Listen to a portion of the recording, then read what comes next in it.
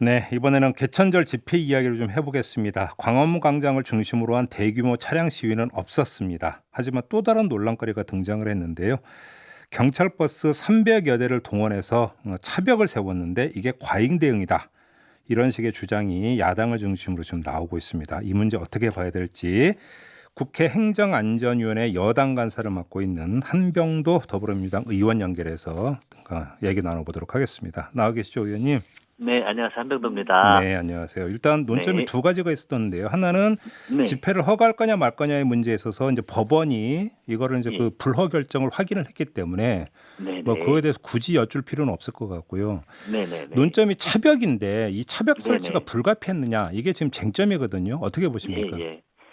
예, 저는 특히 이제 광화문 집회 이후에 네, 코로나19가 확산이 되면서 많은 국민들이 우려가 있었습니다. 예, 그런데 그 집회의 특징이 예를 들어서 100여 명 모인다고 하는데 수천 명 모이고 계획하지 않은 방향으로 흘러간 이런 예가 있잖아요. 네네, 그래서 이번 대응을 하는 데 있어서는 경찰도 아마 원칙적으로 꼼꼼히 할 수 있는 방법을 다 강구하는 이런 과정에서 이제 차벽이 설치가 됐는데 네, 저는 이런 다양한 방법을 구사를 해서 집회를 막는 것이 더 네, 우선적이었다라고 생각을 합니다. 그리고 이제 뭐 차벽을 세우니까 야당에서는 뭐 정치 방역이다 네, 이런 뭐 이야기를 음, 꺼내고 그러는데 예, 사실 이제 야당에서는 이건 저는 오히려 정치적 주장이라고 생각이 됩니다. 그래서 음. 이번 어떤 대응은 오히려 저는 적절하고 효과적인 대응이었고 경찰이 대응을 잘했다고 생각을 근데 합니다. 집회 신고를 냈던 주최 측에서는 광화문 네네 광장에 사람들이 모여서 뭐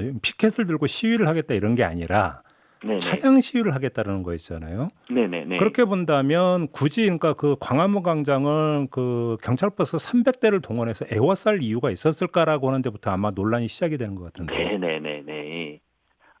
그런데 전에도 만약에 그렇게 전에 집회를 신고한 대로 네. 그렇게 진행이 되고 집회가 진행이 됐다면 예. 경찰 쪽에서도 고민이 많이 했겠죠. 예. 근데 이제 집회의 특징이 다중이 모이다 보면 예를 들어 음. 집회에 그렇게 신고를 했지만 홍보를 그때 이제 그 집회를 주최하는 측에서는 뭐 인용이 이런 몇 명이 집회를 하는 거 드라이브 스루 방식은 인용이 됐다라고 그 SNS를 통해서 막 홍보를 하고 그랬거든요. 예. 이럴 경우에는 차량이 그 법원에서 허가한 대로 과연 그 진행이 될 거냐. 음. 그 전 집회도 전혀 법원 허가와 관계없이 다중이 모여서 폭발을 했잖아요. 네. 그럼 또 이제 차량을 통해서 이렇게 한다고 하들 그렇게만 지켜지는 게 아니고 이미 광화문 다른 곳에서 드라이브 스루 방식으로 한다고 홍보를 했기 때문에 음. 사람들이 모일 수 있는 개연성도 상당히 있었습니다. 그러면 보수단체에서는 그런 걸 음. 사전에 홍보를 했고요. 그럼 의원님 지금 의원님의 말씀대로라면 이게 지금 네네. 어떻게 논리가 연장이 되냐면 그러면 네네. 다중이 모일 수 있는 가능성이 있다면 그러면 항상 차벽을 세워야 되느냐라는 어떤 반문으로 연결이 될 수가 있거든요.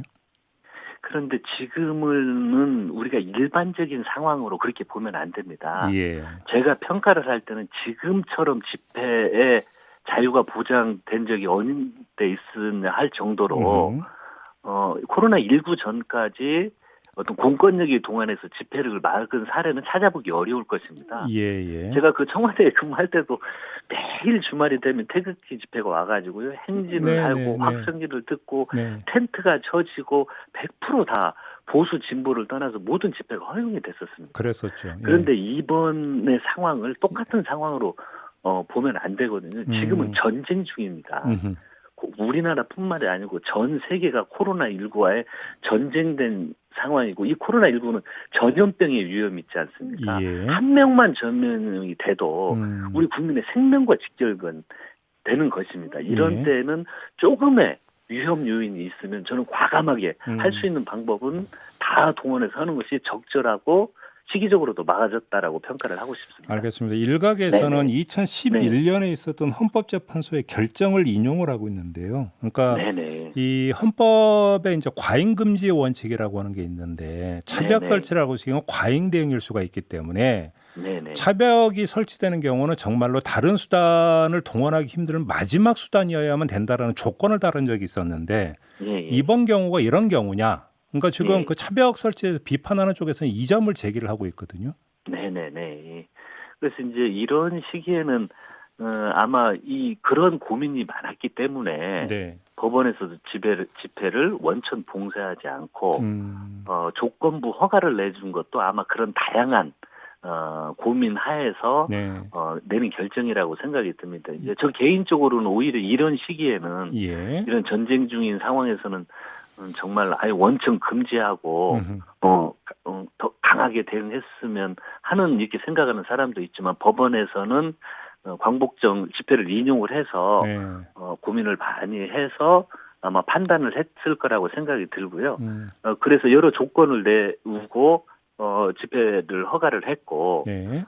또 집회 법원의 그런 고민과 함께 경찰도 아마 고민이 굉장히 많았을 겁니다. 그런데 제가 거듭해서 말씀드리지만 지금 상황을 일반적인 상황으로 집회 상황으로 쉽게 생각해서는 안 되고 네. 국가 공권력은 이런 상황에서는 당연히 자백을 설치하고 저는 다음 집회에서도 이렇게 원칙적으로 대응을 해야 된다고 생각을 합니다. 차벽 설정에서 하나만 더 질문 드릴게요. 네네네. 그러니까 2008년 그 광우병 촛불 시위가 이제 그 벌어졌을 때 이른바 명박산성이라는 게 등장을 하지 않았습니까? 물론 네네네. 그때는 차벽이 아니라 이제 그 컨테이너이긴 했습니다만, 네네.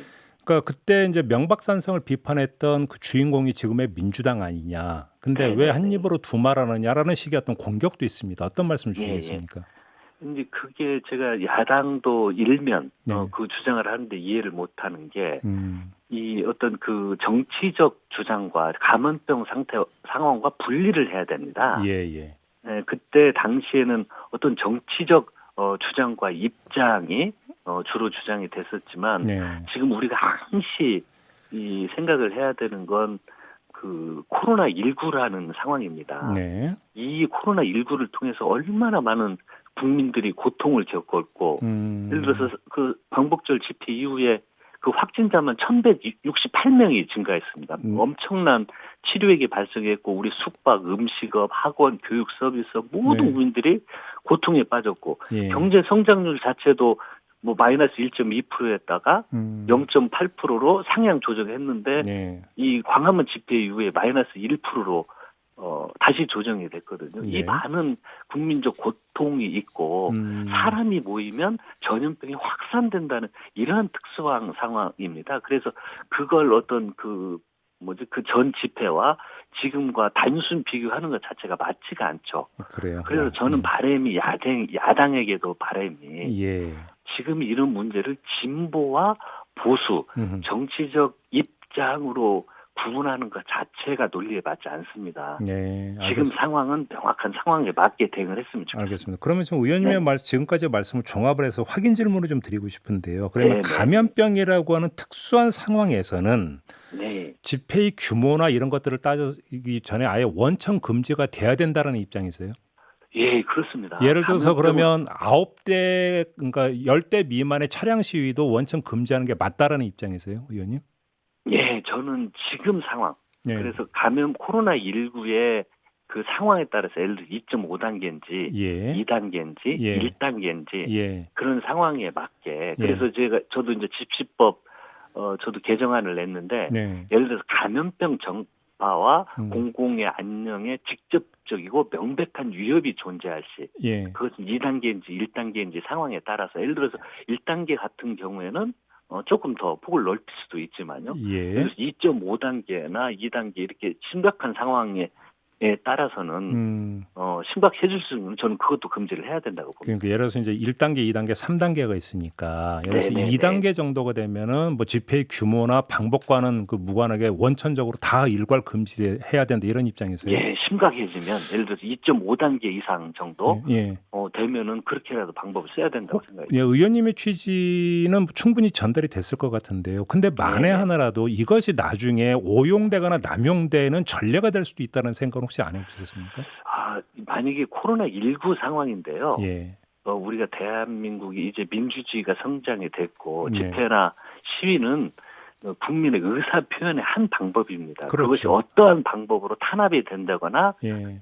그것이 억눌려져서는 우리가 민주주의 사회라고 스스로 평가할 수가 없죠. 예. 그리고 이걸 활용을 코로나19 상황이 아닌데도 이걸 그대로 절대 적용을 해서는 안 된다고 생각하고요. 네. 기본은 민주주의의 기본은 그리고 헌법 정신도 집회 시위가 완전히 보장된 나라가 그리고 자유스럽게 언론과 집회의 표현의 자유가 보장된 나라가 민주주의 국가입니다. 그래서 예. 원칙적으로는 이것은 과감히 보장이 돼야 되고요. 예. 어떠한 상황에서도 이런 걸 금지하고 정치적으로 뭐 탄압하는 이런 건 있어서는 안 된다고 생각이 듭니다. 예. 근데 지금은 예. 전쟁 중입니다.